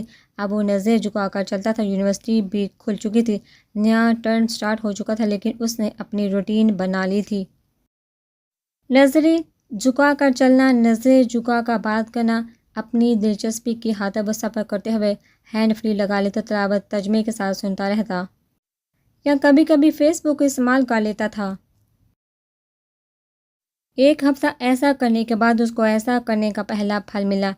عمار یونیورسٹی سے فری ہو کر قاسم اور جواد کے ساتھ کینٹین چلا گیا۔ وہاں ایک گھنٹہ گپ شپ لگا کر وہ گھر جانے کے لیے رخصت ہوئے۔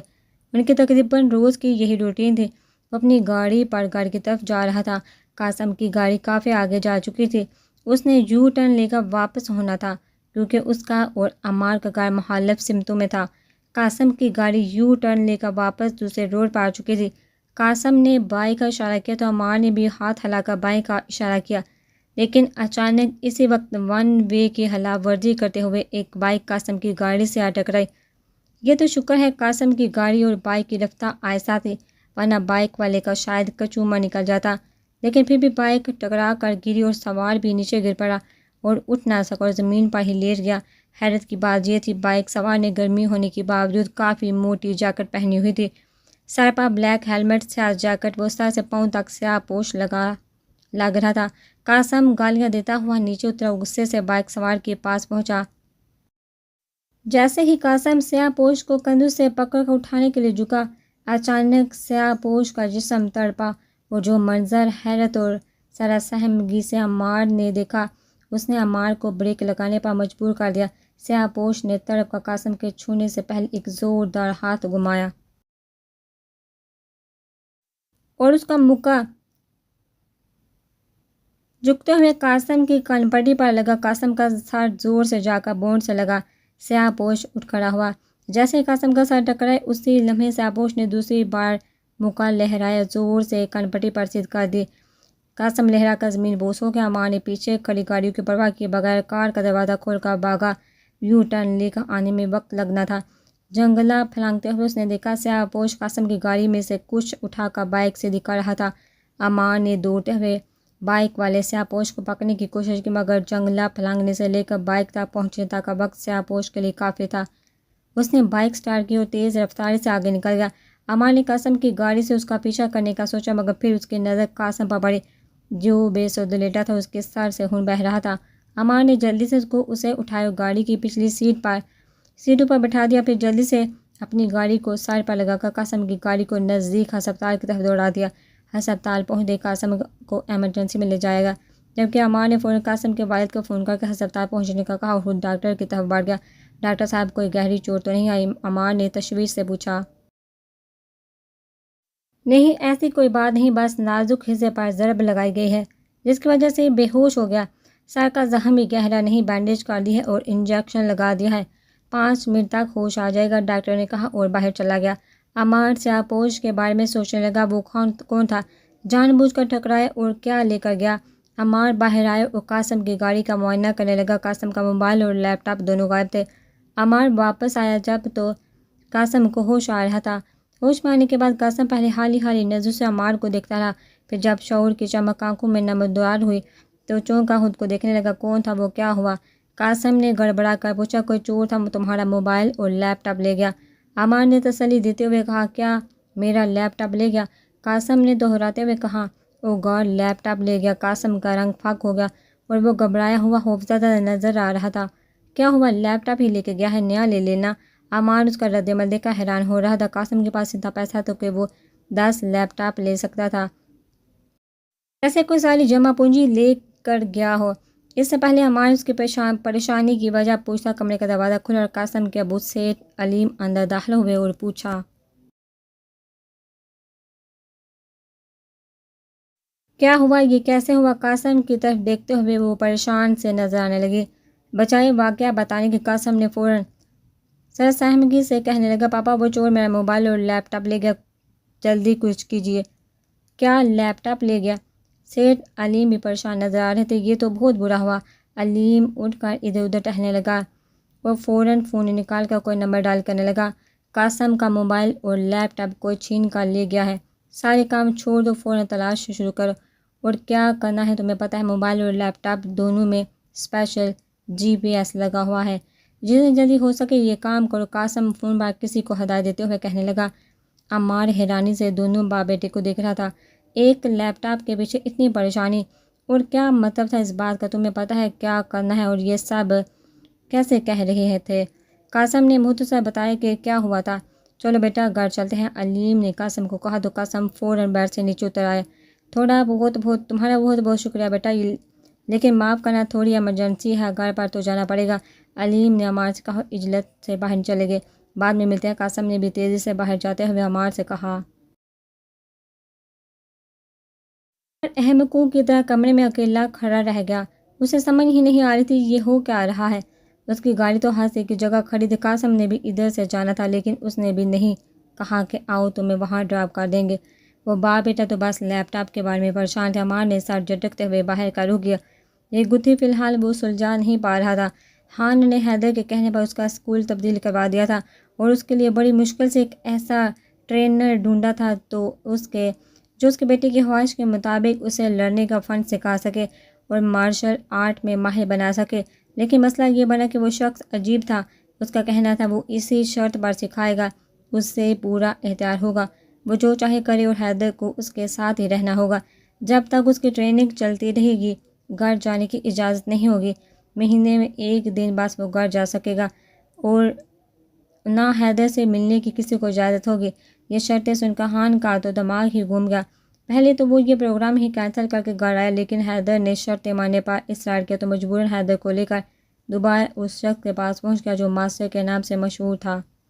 اس نے یقین دہانی کروائی تھی کہ حیدر کی پڑھائی بھی چلتی رہے گی، اس کا معائنہ بھی اچھا خاصا تھا، اس کا معاوضہ بھی اچھا خاصا تھا، جو عام متوسط طبقے کا بندہ شاید ادا نہ کر پاتا۔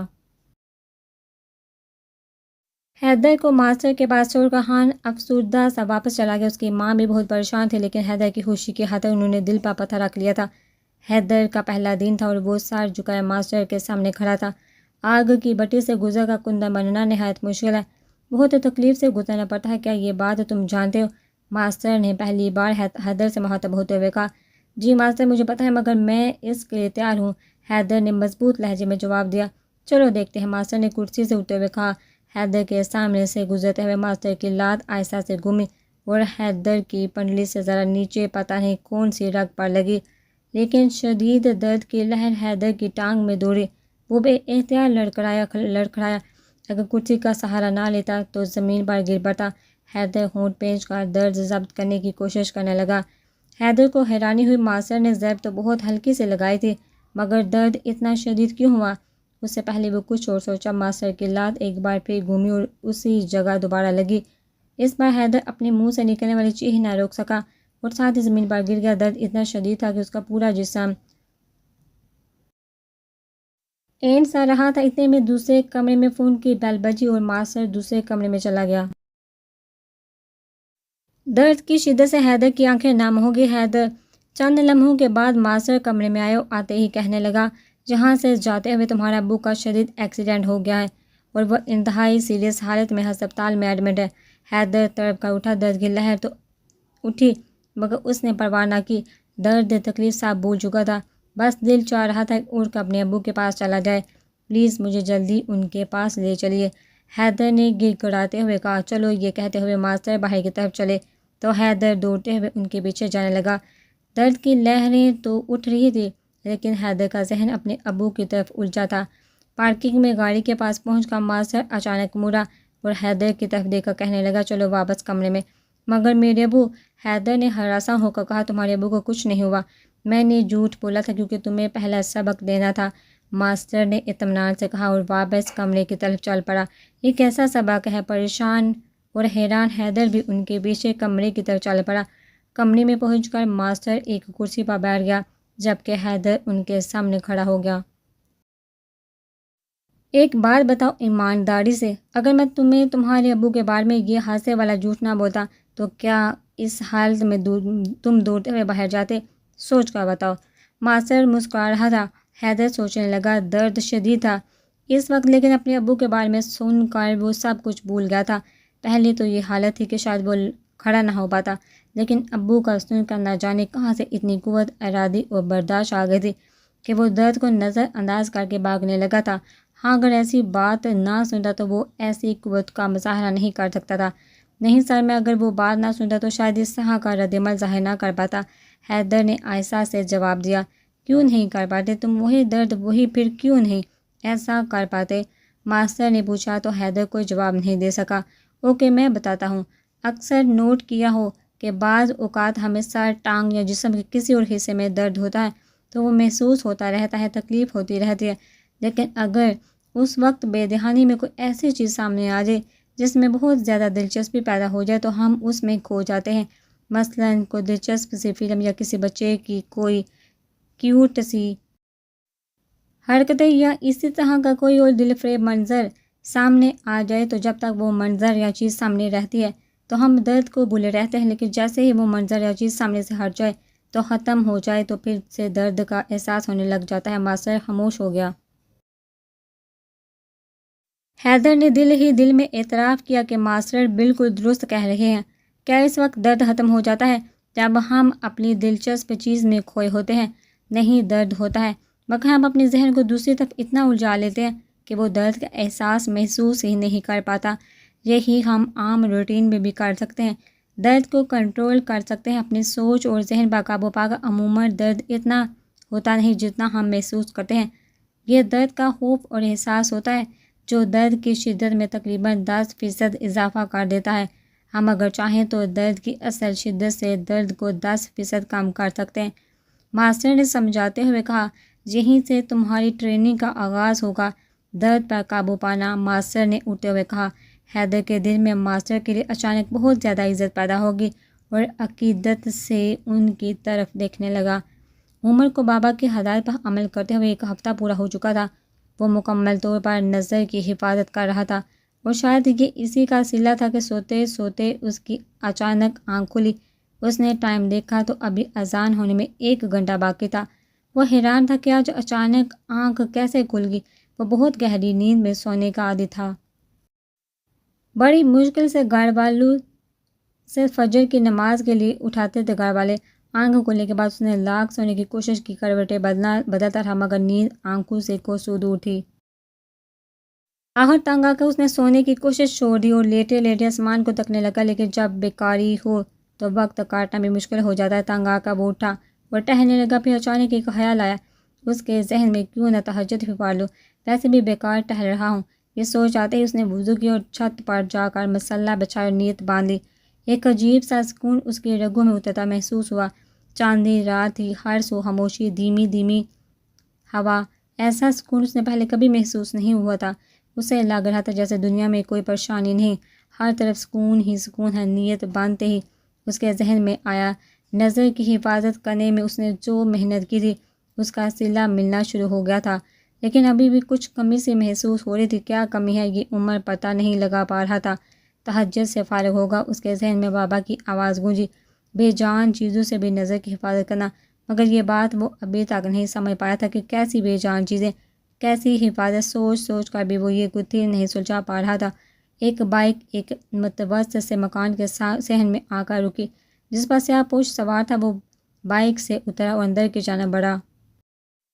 کمرے میں آ کر اس نے اپنا ہیلمٹ اتارا اور پیٹھ پر سے بیگ اتارا، اس میں سے ایک موبائل اور لیپ ٹاپ نکال کر ٹیبل پر رکھا۔ وہ ایک 26 سالہ ہوبرو نوجوان تھا۔ اس کے بال مڑ کر گردن تک آ رہے تھے، صاف پتہ چل رہا تھا اس نے زلفیں رکھی ہوئی ہیں۔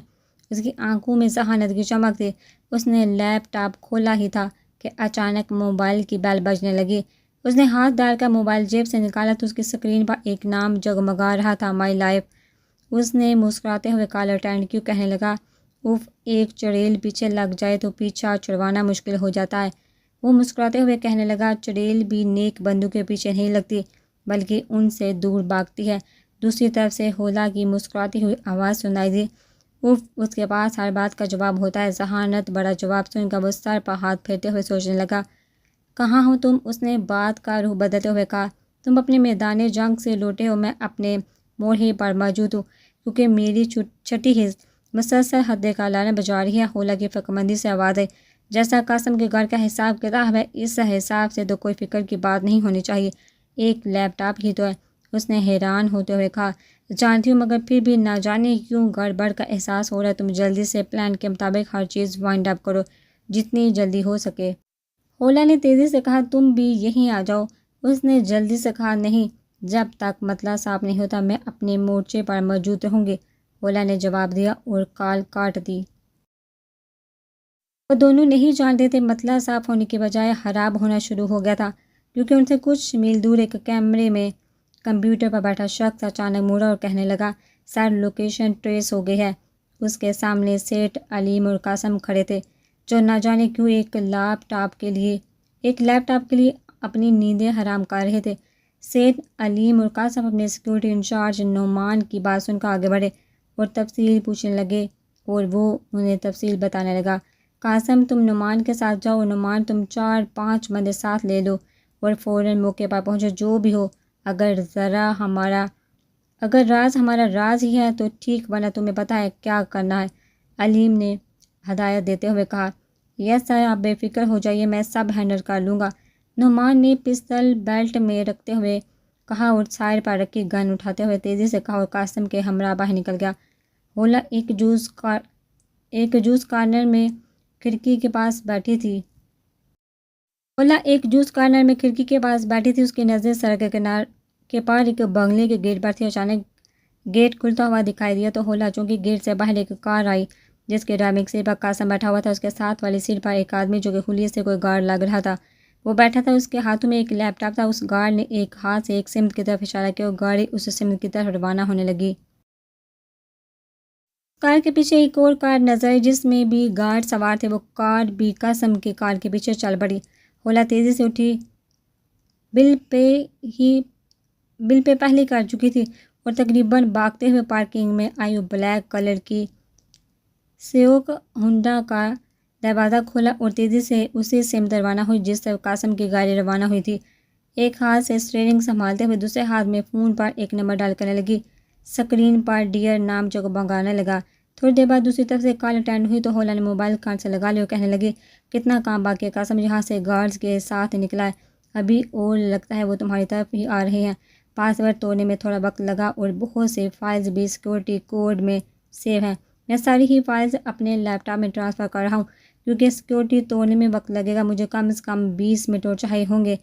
اگر درمیان میں ہی کنیکشن کٹ گیا یا کچھ اور ہوا تو تمام فائل کرپٹ ہو جائیں گی، پھر ان کو ریکور کرنا بہت مشکل ہو جائے گا، تقریباً ناممکن سمجھو، کیونکہ چند فائلز ریکور ہو بھی گئی ہیں، تمام فائلز ریکور نہیں ہو سکیں گی۔ سیاہ پوش، جس کا نام زرار تھا، تفصیل بتاتے ہوئے بولا۔ یہ تو معاملہ گڑبڑ ہو گیا۔ وہ زیادہ سے زیادہ 10 سے 15 منٹ میں تمہارے پاس ہوں گے۔ ایسا لگ رہا ہے جیسے لیپ ٹاپ یا موبائل میں GPS کام کر رہا ہے، ہولا نے کہا تو نارمل انداز میں، مگر ہلکی سی پریشانی اس کے الفاظ سے نمایاں تھی۔ میں دیکھ لوں گا، ان کو آنے دو، زرار کے لہجے میں بے خوفی اور انتہا درجے کی پر اعتمادی۔ نہیں، میں مڈ بیر نہیں چاہتی، اور نہ یہ چاہتی ہوں کہ تم کسی کے سامنے آؤ، اور یہ بھی نہیں چاہتی کہ ڈیٹا ہمارے ہاتھ نہ لگے۔ قاسم کی تیزی سے، لگتا ہے کوئی بہت ہی اہم بات ہے جس سے ہم بے خبر ہیں، اور یہ موقع بار بار نہیں ملتا۔ ہولا نے تیزی سے کہا، تم ایسا کرو کہ باہر مین گیٹ کھول دو اور اپنی جیکٹ اور ہیلمٹ دروازے کے باہر رکھ دو اور اندر رہ کر اپنا کام کرو، باہر چاہے کچھ بھی ہو تم نے باہر نہیں آنا۔ ہولا نے ایک ثانیے چپ رہنے کے بعد کہا، کیا کرنے والی ہو؟ زرار نے تجسس سے پوچھا۔ وہ اچھی طرح جانتا تھا ہولا ایسے ایک بلا کا نام ہے کہ جب وہ ایکشن میں آتی ہے تو کچھ پتہ نہیں چلتا کہ وہ کیا کرنے والی ہو، جب تک پتہ چلتا ہے وہ بازی جیت چکی ہوتی ہے۔ یہ ان باتوں کا وقت نہیں، جو بھی ہوا تمہیں پتہ لگ جائے گا، تم کام مکمل کرو، پلان کے مطابق وہاں سے نکل کر گھر پہنچو۔ ہولا نے یہ کہتے کال کاٹ دی اور دوبارہ سے فون پر مصروف ہو گئی۔ اس کی گاڑی کافی فاصلے سے قاسم اور گارڈز کا تعاقب کر رہی تھی۔ حیدر کو پہلے دن ہی اندازہ ہو گیا تھا کہ اب کی زندگی ایک مشکل ترین مرحلے میں حل ہو چکی ہے، مگر کسی سے کیا شکوہ، یہ راہ اس نے خود چنی تھی۔ صبح فجر کی اذان سے پہلے اٹھایا گیا، تہجد پڑھائی گئی، پھر کچھ ایکسرسائز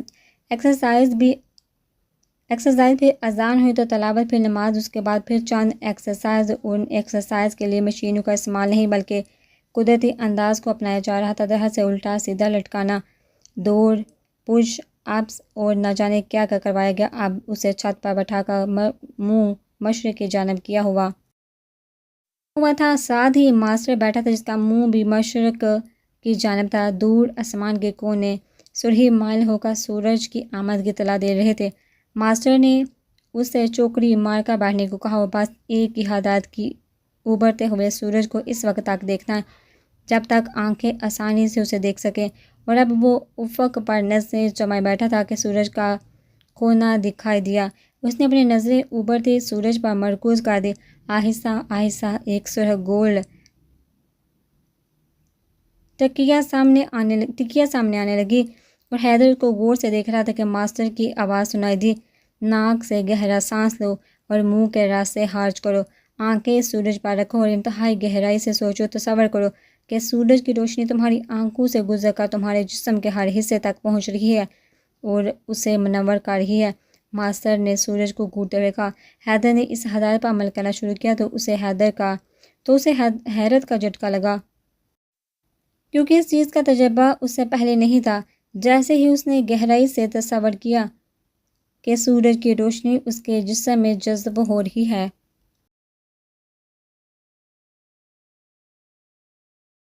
ایک سنسنی سی لہر اس کے بدن میں دوڑ گئی۔ اسے محسوس ہو رہا تھا جیسے یہ صرف اس کا تصور نہیں بلکہ واقعی ابھرتا سورج اس کے رگ رگ میں اترتا جا رہا ہے۔ جب سورج کی روشنی کچھ تیز ہوئی، ماسٹر اٹھا اور حیدر کو نیچے آنے کا اشارہ کیا۔ نیچے ایک کمرے میں پہنچ کر ماسٹر کہنے لگا، سارا کمال دماغ کا ہوتا ہے۔ جب کبھی بے دہانی میں اچانک ہمارا ہاتھ کسی گرم چیز سے چھوتا ہے تو ایک سیکنڈ کے کچھ حصے تک ہمیں اندازہ ہی نہیں ہوتا کہ ہمارا ہاتھ کسی گرم شے نے چھوا، پھر اچانک درد کا احساس ہوتا ہے۔ ایسا اس لیے ہوتا ہے کہ جسم کا جو حصہ گرم چیز سے ٹچ ہوتا ہے وہ حصہ فوراً دماغ کو پیغام بھیجتا ہے کہ جہاں کوئی گرم چیز ہے جس نے مجھے چھوا ہے۔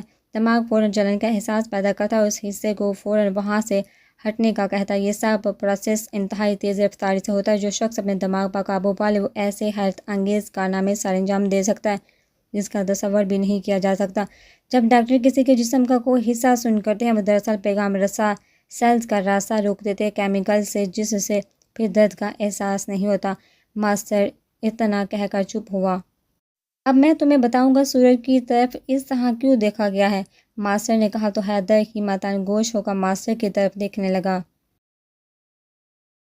عمر تیز قدموں سے یونیورسٹی کی ایک راہداری میں جا رہا تھا کہ اچانک ایک کلاس روم کا دروازہ کھلا اور عمر اپنی رو نظر جھکائے کلاس روم سے ایک ماڈرن اور جدید فیشن سے آراستہ لڑکی سے جا ٹکرایا۔ تصادم کافی سخت تھا، دونوں زمین پر جا گرے۔ عمر کا سر دروازے کی چوکھٹ سے تھوڑا باہر نکلے لوہے کے ایک کونے سے جا ٹکرایا اور درد کی ایک شدید لہر اس کے جسم میں دوڑ گئی۔ لڑکی انتہائی غصے سے اٹھ کھڑی ہوئی اونچی آواز میں چلائی، یو ایڈیٹ، تم!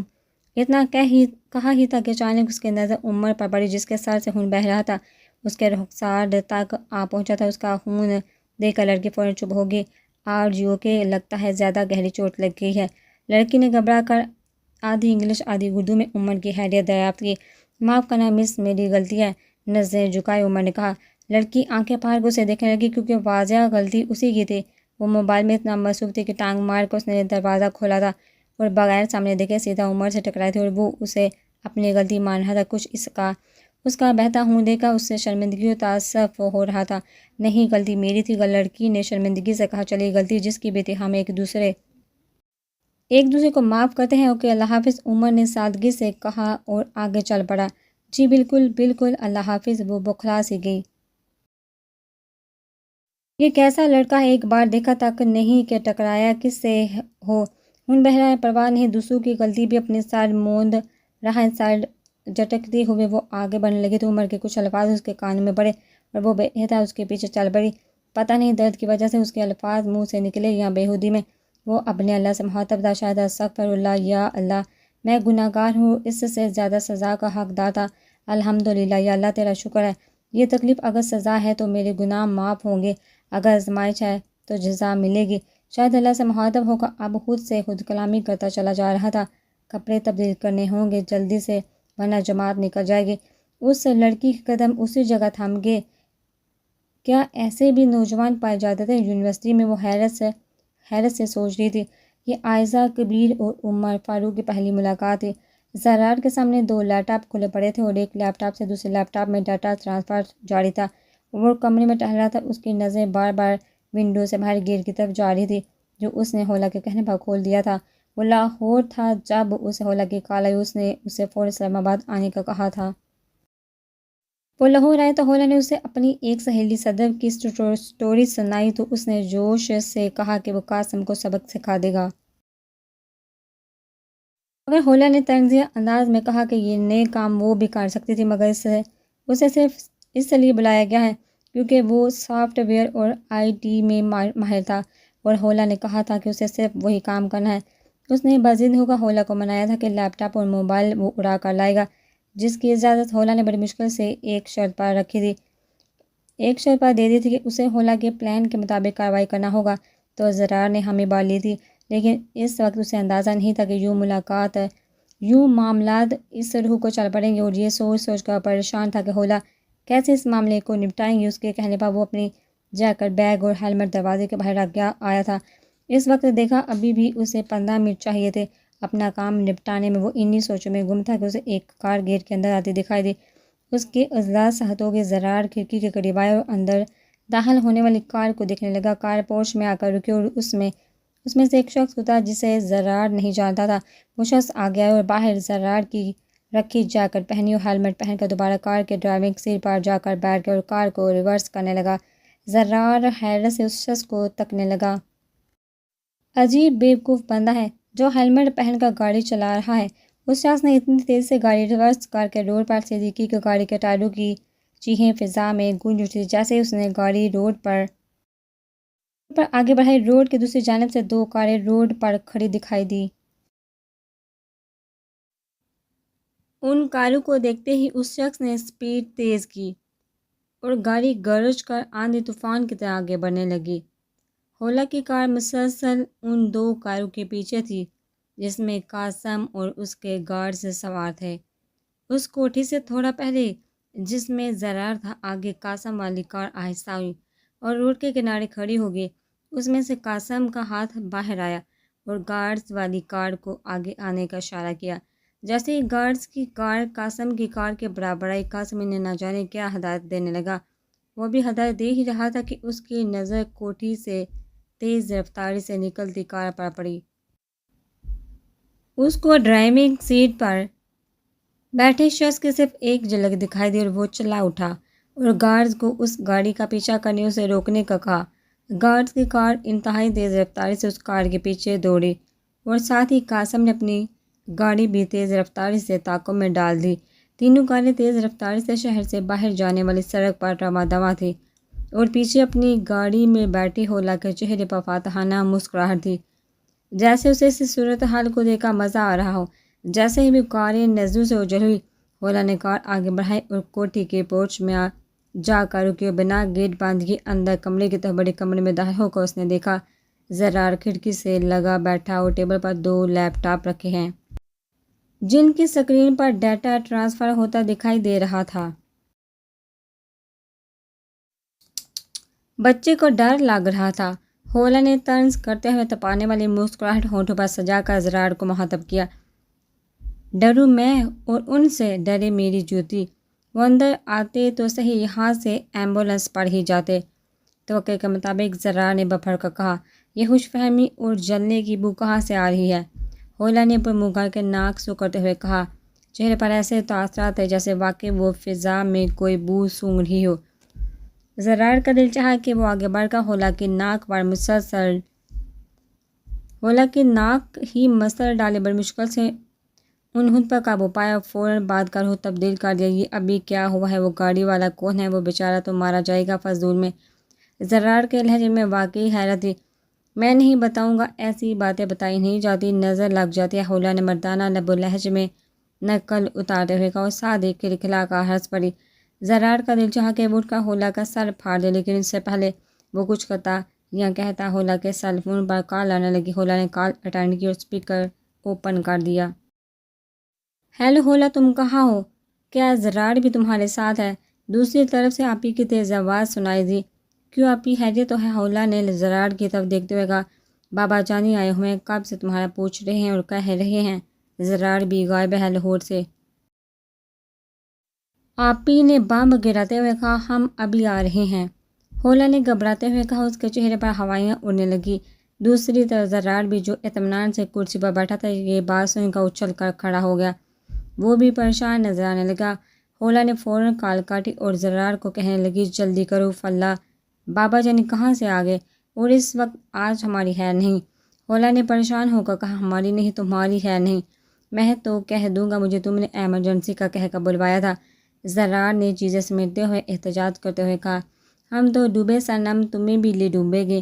ان حالات میں بھی حولا شرارت سے باز نہ آئی، حالانکہ خود اس کی اپنی حالت پتلی تھی۔ وہ ادھر سے ادھر ٹہل رہی تھی، ٹرانسفر مکمل ہو چکی تھی۔ زرار نے قاسم کے لیپ ٹاپ اور موبائل کو فرش پر رکھا اور ہتھوڑی سے توڑنے لگا اور ایسی توڑ پھاڑ کی کہ کسی بھی چیز سے نہ کچھ حاصل کیا جا سکتا تھا نہ ریکور۔ اس کے بعد اس نے پٹرول ڈال کر ان دونوں چیزوں کو آگ لگا دی۔ حولا اس دوران نہ جانے کون کون سے بہانے سوچ رہی تھی جو بابا جانی سے کرنے تھے۔ اگر انہیں پتہ چل گیا کہ حولا نے ان کی بات پر عمل نہیں کیا تو کیا ہوگا؟ اف اللہ! وہ ایسا سوچنا بھی نہیں چاہتی تھی۔ دونوں تیزی سے باہر نکلے۔ حولا نے گاڑی کے ڈرائیونگ سیٹ سنبھالی۔ زرار نے اپنا بائک دونوں تیز رفتاری سے گھر کی طرف روانہ ہو گئے۔ گھر پہنچ کر جب وہ ٹی وی لاؤنج کی طرف بڑھے تو راستے میں آپی نے حشمگی نظر سے حولا کو گھورا۔ اندر داخل ہوئے تو بابا جانی سامنے کرسی پر بیٹھے جھول رہے تھے۔ دونوں مجرموں کی طرح ان کے سامنے جا کر کھڑے ہو گئے۔ رات ہو گئی ہے، کہاں تھے تم دونوں اور کیا کرتے پھر رہے ہو؟ بابا نے گمبھیر اور باروب لہجے میں پوچھا۔ حولا نے گلا کھنگار کا بہانے بنانے کی کوشش کرنے کے لیے بولنے ہی والی تھی کہ بابا جانی نے اپنی بات آگے بڑھاتے ہوئے کہنے لگے، سچ گھٹے یا بڑھے تو سچ نہ رہے اور جھوٹ کی کوئی انتہا نہیں۔ بابا جانی جہاندیدہ انسان تھے۔ حولا کے چہرے کو دیکھتے ہی اس کا ذہن پڑ لیا تھا، اف اللہ، میرے بابا کتنے تیز ہیں! ابھی تو صرف سوچا تھا اور بابا بھی ایسے موقعوں پر پتہ نہیں کہاں سے ایسی فکریں ڈھونڈ لاتے ہیں جو اگلے بندے کو شرمندہ کر دیتے ہیں اور بندہ اس کا کوئی جواب بھی نہیں دے پاتا۔ آخر حولا نے سب کچھ سچ سچ بتانے کا فیصلہ کیا اور صدر کی کہانی سے لے کر اب تک ہونے والے تمام واقعات بابا کے سامنے دہرا دیے اور سر جھکا کے کھڑی ہو گئی۔ بابا ساری داستان سن کر کچھ دیر چپ رہے اور پھر دھیمی آواز میں بولے، مطلب یہ کہ حولا نے تم نے اپنی زبان کی لاج نہیں رکھی۔ میں نے تم سے کہا تھا صرف اپنی پڑھائی پر دھیان دو گی اور کوئی پنگے نہیں لوگی۔ جن میں اپنی ٹانگ گھسیٹنا تمہاری پرانی عادت ہے، اسی لیے پرانی یونیورسٹی سے تمہارا یہاں مائگریشن کروائی تھی اور تم نے یقین دہانی کروائی تھی کہ اب ایسی کوئی شکایت نہیں آئے گی۔ بابا نے میٹھے میٹھے لہجے میں جو سرزنش کی تو حولا کا چہرہ شرمندگی سے سرخ ہو گیا، کیونکہ پہلے بھی وہ اپنی انہی عادت کی وجہ سے بابا کو کافی پریشانی دے چکی تھی۔ وہ نظریں زمین پر گاڑے چپ چاپ کھڑی رہی، کچھ نہیں بولی۔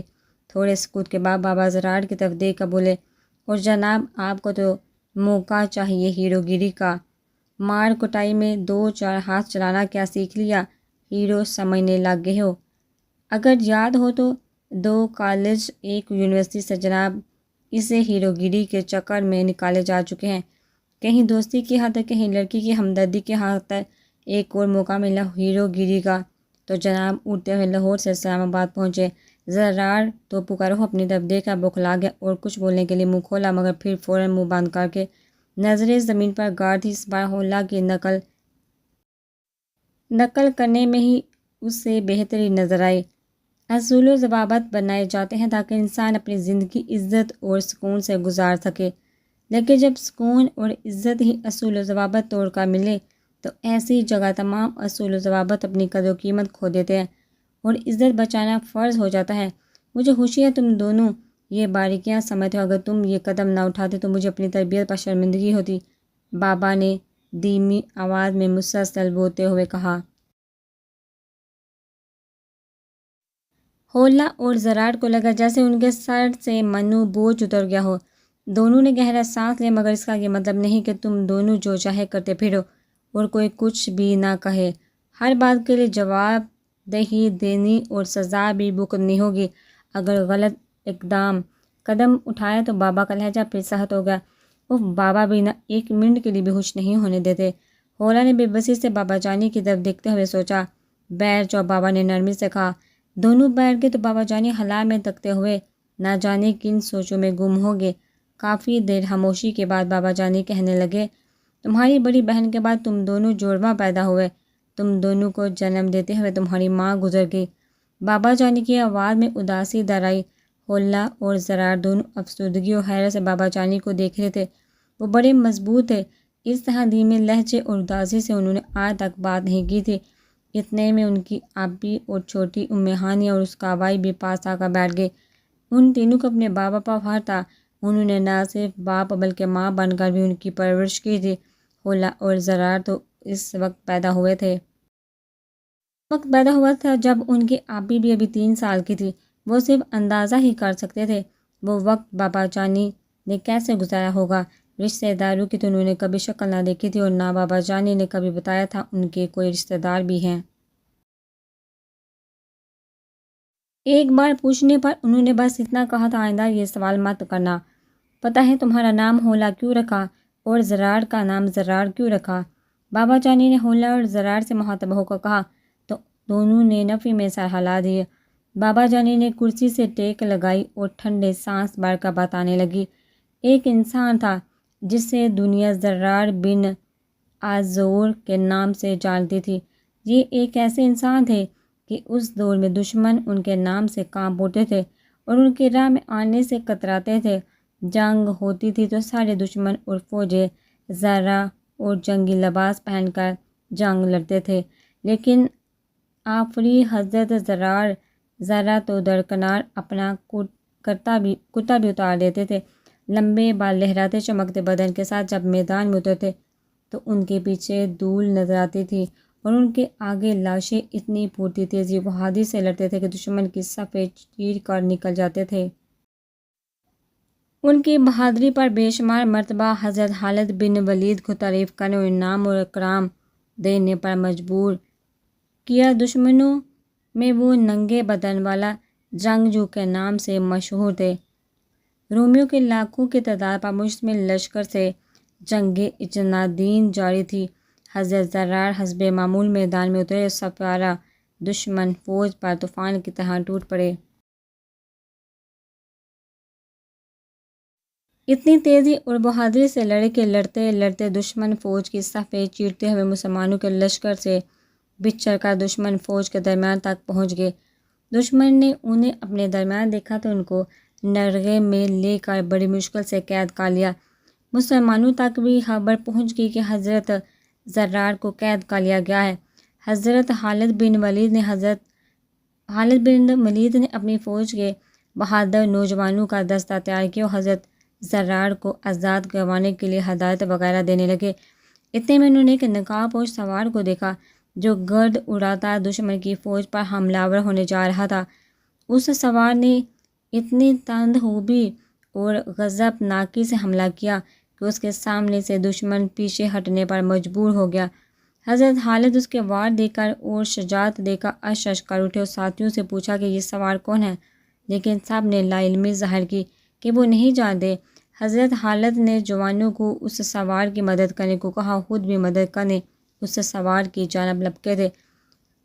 گھمسان کی جنگ جاری تھی، کبھی حضرت خالد بن ولید اس سوار کو نرغے سے نکالنے میں مدد کرتے اور کبھی وہ سوار حضرت خالد کی مدد کرتا۔ حضرت خالد اس سوار کی بہادری سے متاثر ہو کر اس کے پاس گئے اور پوچھا، کون ہو تم؟ اس سوار نے بجائے جواب دینے کے اپنا رخ موڑا اور دشمنوں پر جارحانہ حملہ آور کرنے کا لگا۔ موقع ملنے پر دوسری بار پھر حضرت خالد نے پوچھا، اے سوار تو کون ہے؟ اس سوار نے پھر جواب دینے کے بجائے رخ بدل کر دشمن پر حملہ آور ہوا۔ تیسری بار حضرت خالد نے اس سوار سے اللہ کا واسطہ دے کر پوچھا کہ اے بہادر تو کون ہے؟ تو نقاب کے پیچھے سے نسوانی آواز آئی کہ میں زرار کی بہن حولہ بنت عذر ہوں، اور اس وقت تک چین سے نہیں بیٹھوں گی جب تک اپنے بھائی کو آزاد نہیں کروا لیتی۔ پھر مسلمانوں اور حضرت حولہ نے مل کر حضرت زرار کو آزاد کروا کر دم لیا۔ بابا جانی تو یہ بتا کر چپ ہو گئے، لیکن کمرے میں گہری خاموشی چھا گئی۔ حولہ زرار کی آنکھوں میں نہ جانے کیوں نمی سے آ گئی۔ دونوں عقیدت سے بابا جانی کی طرف دیکھ رہے تھے۔ تم دونوں کے نام عظیم ہستیوں کے نام پر ہے اور مجھے امید ہے تم دونوں اپنے ناموں پر حرف نہیں آنے دو گے۔ بابا جانی نے ان کی طرف دیکھ کر کہا، انشاءاللہ بابا جانی۔ دونوں نے بیک زبان ہو کر کہا، اچھا تو پھر کیا ملا لیپ ٹاپ میں؟ بابا نے زرار سے پوچھا۔ پتہ نہیں بابا، ابھی ڈیکوڈ کرنا باقی، بس کافی فائلز ایک نام سے سیو ہے، عجیب سا نام ہے، بلیک ہنٹ۔ زرار نے کندھے اچکاتے ہوئے کہا، کیا بلیک ہنٹ؟ تم نے کہا بلیک ہنٹ؟ بابا جانی اچانک اچھل کر کھڑے ہو گئے، ان کے چہرے پر حیرت اور جوش ثبت ہو کر رہ گیا۔ جی بابا۔ کمرے میں موجود ہر شخص حیرت سے بابا کو دیکھنے لگا کہ بابا کو کیا ہو گیا یہ نام سن کر۔ ابھی جتنی جلدی ہو سکے ڈیکوڈ کرو ان فائلز کو۔ بابا نے کندھوں سے پکڑ کر زرار کو جھنجھوڑتے ہوئے کہا۔ وہ اچانک بہت بے چین نظر آنے لگے تھے۔ بابا جانی نے فون نکالا ہے اور جلدی سے کسی کو کال کرنے لگے۔ کال اٹینڈ کرتے انہوں نے فوراً کہا، جلدی سے ادھر میری بیٹی کی گھر پہنچو، بلیک ہنٹ۔ اتنا کہہ کر انہوں نے کال کاٹ دی۔ حولہ اور زرار حیرت سے بابا جانی کو تکے جا رہے تھے کہ اچانک بابا جانی کو کیا ہو گیا ہے۔ تینوں کاروں میں جیسے ریس لگی ہو۔ آگے والی گاڑی کا ڈرائیور بھی کافی مشتاق معلوم ہوتا تھا، جو انتہائی مہارت سے ڈرائیو کر رہا تھا۔ قاسم نے تنگ آ کر نعمان کو کہا، فائرنگ کا آرڈر دو۔ نہیں سر، ہم پوش علاقے اور شہر میں موو کر رہے ہیں، اگر ایسا کیا تو یہ قدم الٹا ہمارے گلے پڑ جائے گا۔ آپ فکر نہیں کریں، آگے شہر کی حدود ختم ہو رہی ہے، وہاں اسے گھیر لیا جائے گا۔ نعمان نے اپنے جذباتی باز کو نرم لہجے میں سمجھاتے ہوئے کہا۔ قاسم کے پاس بھی چپ ہونے کی بجائے کوئی چارہ نہ رہا۔